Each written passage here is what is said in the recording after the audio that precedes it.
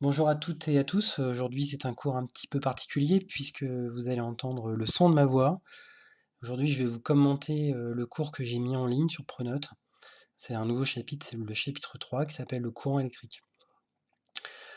Alors, euh, d'abord, avant de commencer, je vous rappelle que la correction des exercices à faire pour aujourd'hui est en ligne. Je ne vais pas la commenter dans cette vidéo. Si vous avez des questions, n'hésitez pas à les poser via Pronote.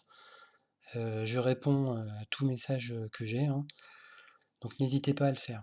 Alors, le chapitre d'aujourd'hui, donc le courant électrique, c'est une nouvelle notion, nouvelle, pas tout à fait en fait, puisqu'on en a déjà parlé. On a déjà parlé du sens du courant électrique, hein. On avait vu que le courant électrique va de la borne plus, qui est ici représentée ici, vers la borne moins de la pile. Ce courant circule donc dans ce sens-là. C'est ce qu'on appelle le sens conventionnel du courant.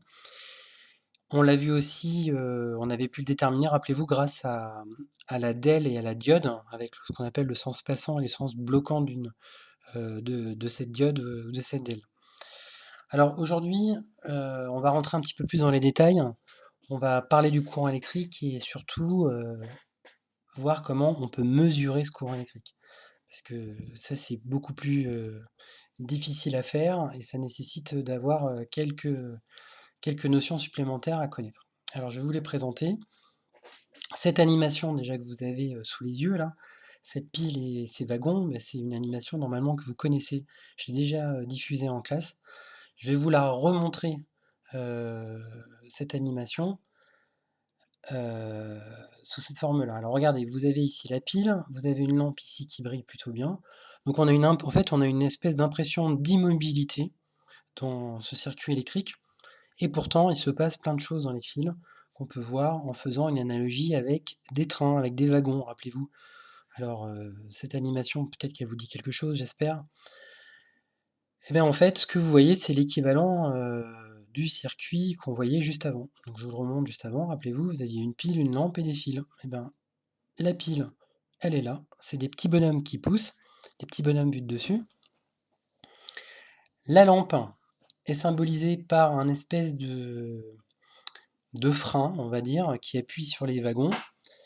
Et puis, le courant électrique qu'on ne voit pas, eh bien, ce sont les wagons qui transportent des petites billes rouges qui s'appellent en réalité des électrons. Alors, je ne vais pas m'attarder sur les électrons, c'est pas au programme de cinquième. Sachez juste qu'en réalité, le courant électrique, ce sont des électrons qui circulent dans les fils. C'est des toutes petites particules, infiniment petites, qu'on ne peut pas voir.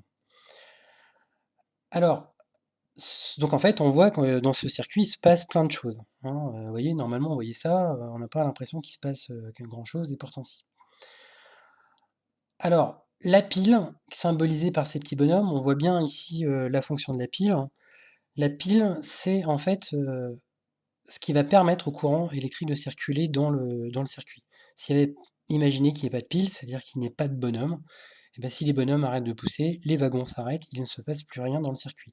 Donc d'où la nécessité d'avoir un générateur ou une pile dans un circuit. Ensuite, euh, donc les wagons, je l'ai déjà dit, donc c'est le courant électrique qui va circuler plus ou moins vite. Et cette vitesse, en fait, va être modérée par les récepteurs, ici la lampe. Alors, je vous montre l'effet d'une lampe ou de deux lampes sur un circuit. Regardez, quand on a une lampe, vous avez un éclat fort. Si je rajoute une deuxième lampe, eh bien, vous avez l'éclat qui est relativement faible. Alors, si vous ne l'avez pas vu, regardez bien, vous avez l'éclat qui est fort. Si je mets deux lampes en série dans le même circuit, vous avez deux lampes qui ont un éclat relativement faible. Alors, ça s'explique comment? Ça s'explique comme ça. En fait, si je rajoute la deuxième lampe, on voit ici qu'elle a pour effet de freiner, un petit peu comme des disques de frein sur une voiture, de freiner le passage des wagons et donc de ralentir le courant électrique. On dira ici que le courant électrique est moins intense que ici. Donc on va parler de l'intensité du courant électrique. Alors nous, ce qui nous intéresse, ce qui va nous intéresser ici, c'est la vitesse des wagons, c'est l'intensité du courant électrique, qu'on peut assimiler effectivement à la vitesse des wagons. On pourrait parler plutôt du débit des wagons, c'est-à-dire le nombre de wagons qui va passer par seconde en un point donné. Alors, Comment on peut la mesurer? Alors pour ça, j'ai besoin d'un logiciel un petit peu plus élaboré que cette animation. C'est ce logiciel-là. Alors je vais vous construire un circuit, le même circuit que vous venez de voir, à savoir une pile, une lampe et des fils. Alors vous remarquerez que tout est en anglais, je vais m'abstenir de parler en anglais, sinon les professeurs d'anglais vont s'arracher les cheveux. Voilà, donc je connecte mon circuit, je fais ce qu'on appelle un circuit en série, c'est-à-dire un circuit avec une seule boucle pour avoir un courant électrique qui circule. Alors là, vous notez que pour l'instant, rien ne circule, c'est normal, il est ouvert. Maintenant, je vais le fermer avec ce fil, et regardez, hop, vous avez immédiatement le courant qui apparaît ici symbolisé par des petites flèches rouges. Alors vous noterez que ce courant passe dans la lampe, hein, et vous avez l'éclat de la lampe ici symbolisé par ces rayons. Alors comment on mesure le courant électrique dont je parlais? Eh bien, on va utiliser un appareil précis qui s'appelle l'ampèremètre. Alors le voilà l'ampèremètre dans ce logiciel. Il va falloir que je le positionne sur le passage des flèches, c'est-à-dire que les flèches vont passer à travers cet ampèremètre pour pouvoir mesurer leur vitesse, leur débit. Hein, on parlera plutôt du débit du courant électrique. Alors voilà, je le positionne, je vais même rajouter un petit fil, et immédiatement j'obtiens une mesure. 0,90 ampères. Le A veut dire ampère, c'est l'unité de l'intensité du courant électrique. Alors cette valeur, eh bien, elle va être très pratique, puisqu'elle va permettre aux physiciens de dire, ou même vous, élèves, de dire si le courant qui circule dans le circuit est faible ou fort. Alors, comment faire varier ça? Eh bien, en fait, je vais faire varier le voltage de la pile. Alors, le voltage de la pile, c'est pas au programme, mais sachez juste que le voltage, c'est un petit peu la force des bonhommes qu'on a vu tout à l'heure. C'est-à-dire que plus je vais régler la pile plus je vais mettre de volts, hein, si vous voulez, plus la force des bonhommes sera grande. Alors actuellement, on a affaire à une pile de 9 volts, hein, c'est, vous savez, les piles carrées. Je peux baisser le voltage, je descends à 1,5 V, vous voyez, comme ceci. Et qu'est-ce qu'on observe? Eh bien, on observe que les flèches rouges, donc ici le courant électrique, est beaucoup moins intense que tout à l'heure. D'accord? Et on le voit tout de suite au niveau de l'ampèremètre. On n'a plus que 0,15 ampères. Donc on voit bien que le courant est beaucoup plus faible. Alors ce qui est bien avec ce logiciel, c'est que je peux m'amuser à faire varier fortement la pile. Alors je peux même obtenir des tensions qui n'existent pas dans la réalité pour des piles. Vous voyez, je peux monter à des tensions pardon, très fortes. Je peux arriver à 100 volts. Et on arrive à une intensité ici de 10 ampères. Voilà, donc évidemment c'est très intense. Alors ça ici c'est totalement réaliste, hein, une pile qui a un tel voltage, ça n'existe pas. On est plutôt proche d'une prise électrique plutôt que d'une pile. Mais voilà ce que ça donnerait. Donc là, ici, on peut dire que le courant est très, très fort, hein. Alors retenez que 10 ampères, c'est une valeur très élevée pour un courant électrique. Voilà ce qu'il y a à savoir. Alors, je reviens sur votre cours. Donc le voilà. Donc tout ce que j'ai dit et décrit ici, je ne vais pas vous le redire. Sur le grand 2, l'intensité du courant électrique. Alors, on la note grand I, hein, cette intensité. Alors, on ne s'est pas beaucoup cassé la tête, hein, c'est la première lettre du mot intensité. On l'a mis en majuscule. On la note grand I, l'intensité I du courant électrique. Alors, je redonne la définition, hein. L'intensité du courant électrique, c'est comparable à la vitesse et à la quantité de wagons qui passent en un point du circuit en une seconde. On peut aussi le comparer au débit d'un fleuve, c'est exactement la même chose. Alors, une fois qu'on a une valeur, vous voyez, j'ai fait une capture d'écran du logiciel. Ici, on a 2 ampères. Et bien, la valeur qu'on va noter sur une copie, on la notera comme ceci. On notera I est égal à 2 ampères. I pour intensité et A, c'est l'ampère, l'unité de l'intensité. D'accord? Voilà pour ça. Alors, avant de passer à l'utilisation de l'ampèremètre, puisque c'est pas si simple que ça à utiliser, on a un petit souci, c'est que cet ampèremètre, il peut donner les valeurs en ampères, mais il peut aussi les donner en milliampères. Donc on va aborder les multiples et les sous-multiples de l'ampère. On a besoin de ces notions pour on a besoin de savoir, pardon, convertir les intensités pour utiliser un ampèremètre.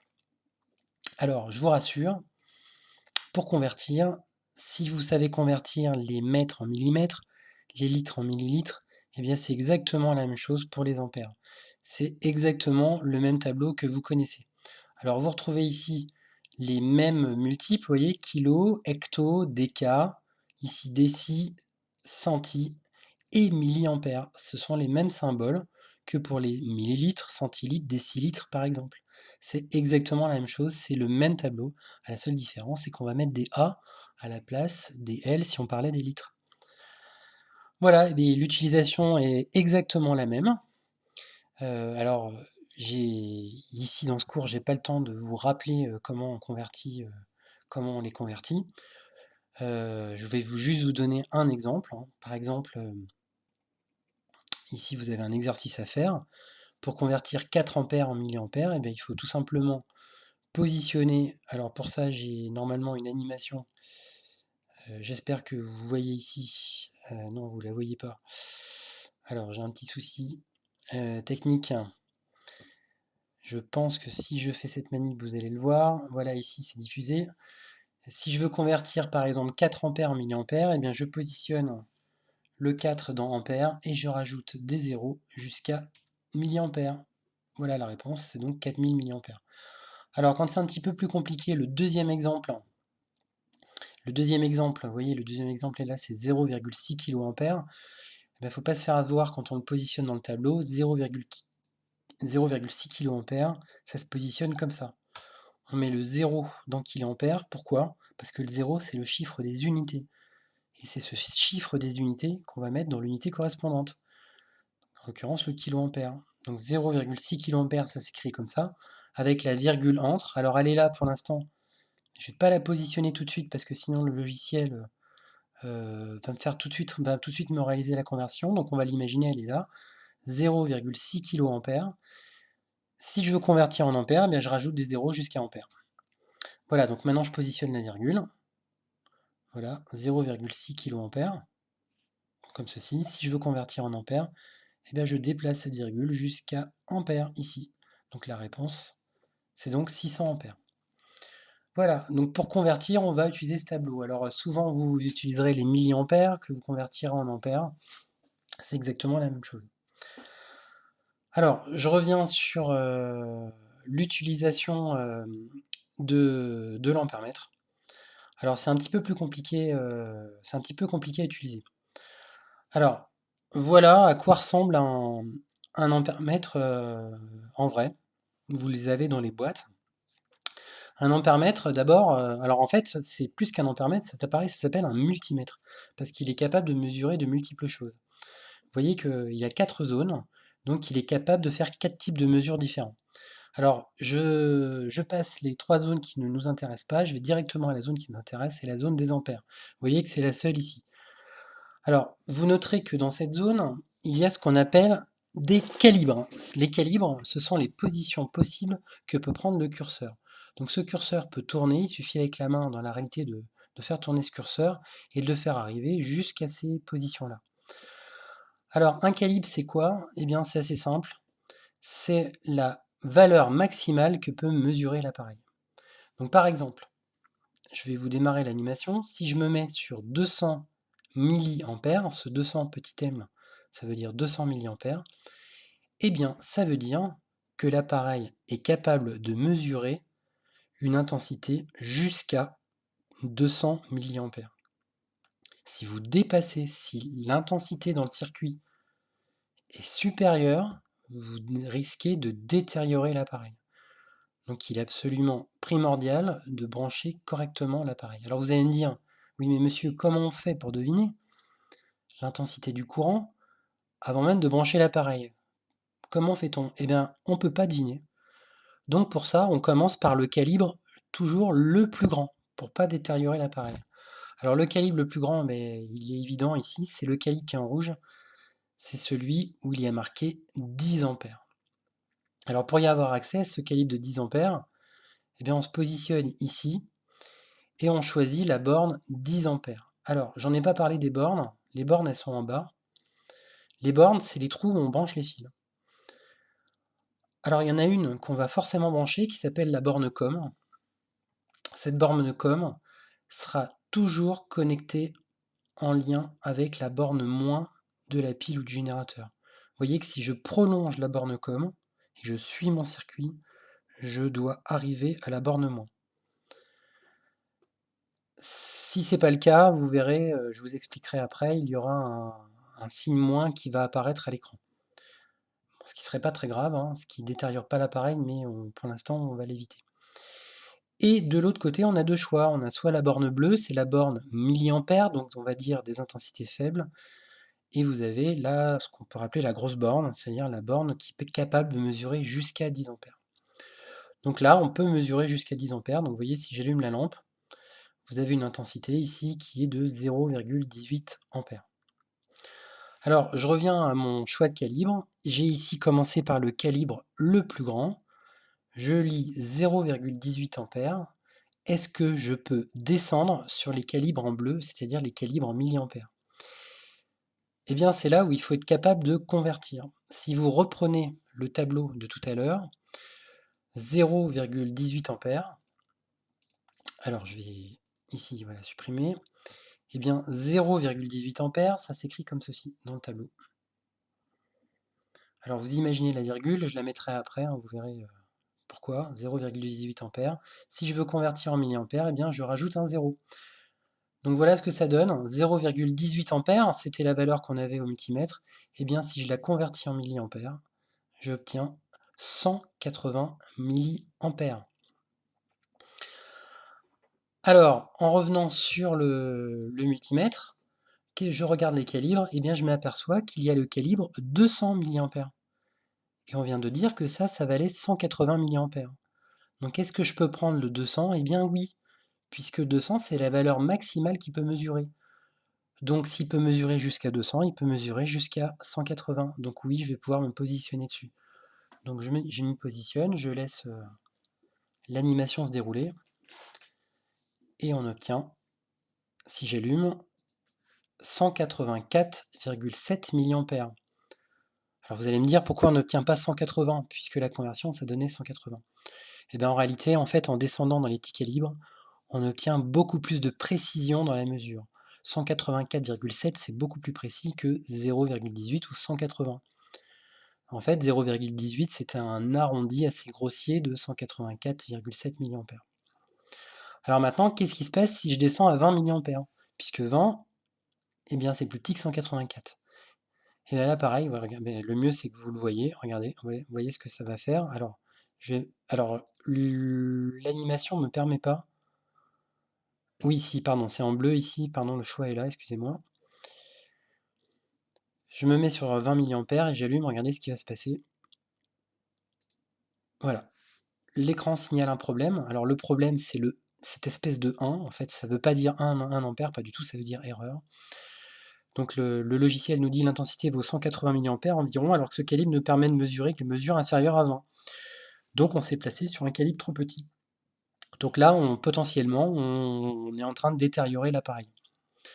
Voilà, donc il faut absolument choisir un calibre au-dessus de la valeur à mesurer. Et quand on ne sait pas, on commence par le plus grand et on descend au fur et à mesure jusqu'à arriver au premier calibre juste au-dessus de la valeur à mesurer, au premier calibre disponible au-dessus. Voilà sur l'utilisation du multimètre. Alors tout ça, vous allez le retrouver dans le document que je vous ai mis. Alors c'est écrit un petit peu différemment, mais évidemment ça revient au même. Alors je vous parle du réglage, je vous parle du branchement dans le circuit, tout ça je vous l'ai dit. Je vous ai fait quelques captures d'écran des mesures que je viens de réaliser. Et ce qu'on obtient à l'écran si on mesure mal, hein. Donc si le calibre est trop petit, on obtient cette espèce de 1 là à l'écran, hein, qui veut dire erreur. Voilà, je vous ai mis quelques exemples. Pour la semaine prochaine, je vous demande de faire cet exercice qui est là, qui apparaît là. Alors, soit vous répondez directement sur le document Word, vous voyez, vous pouvez écrire ici, et puis me renvoyer le document Word directement sur Pronote, ou alors, bah, tout simplement vous l'imprimez et vous le prenez en photo, ce qui est plus simple. Je sais que normalement Pronote, vous permet de prendre en photo votre cours, donc n'hésitez pas à le faire, ça ne me pose pas de souci. Voilà pour aujourd'hui. Donc pour récapituler, les exercices, vous avez en fait 2 choses à faire pour la semaine prochaine. Au milieu du cours, vous avez les conversions à réaliser et le dernier exercice ici à faire. Voilà, j'espère avoir tout dit. Alors, n'hésitez pas à me poser des questions, heu et n'hésitez pas aussi à me dire si vous préférez avoir des cours, sous cette forme audio, voire même sous forme de classe, virtuelle. Alors, j'ai les classes virtuelles, le défaut que j'y trouve, c'est que tout le monde doit se connecter à une heure précise. Par exemple, je sais pas moi, de 8 heures à 9h30 en fonction, des groupes, que j'ai. Donc c'est une contrainte horaire, c'est un petit peu compliqué, alors que la vidéo que je viens de vous faire, vous pouvez vous la repasser plusieurs fois. Vous pouvez avoir l'explication plusieurs fois et surtout vous pouvez la visionner à n'importe quelle heure. Donc voilà, c'est l'avantage que je vois moi par rapport à une classe virtuelle. Mais maintenant, si vous m'envoyez tous des messages et que vous préférez une classe virtuelle, n'hésitez pas à me le dire. Voilà. Eh bien écoutez, en espérant vous voir, bientôt, au collège. Normalement le confinement, se termine bientôt. Alors, on espère, j'espère bientôt vous revoir et j'espère que le temps n'est pas trop long pour vous et il est sachez-le qu'il l'est pour moi et que j'espère vraiment vous revoir bientôt. Voilà, sur ce, bonne journée ou bonne soirée en fonction de l'heure à laquelle vous regardez la vidéo. Au revoir.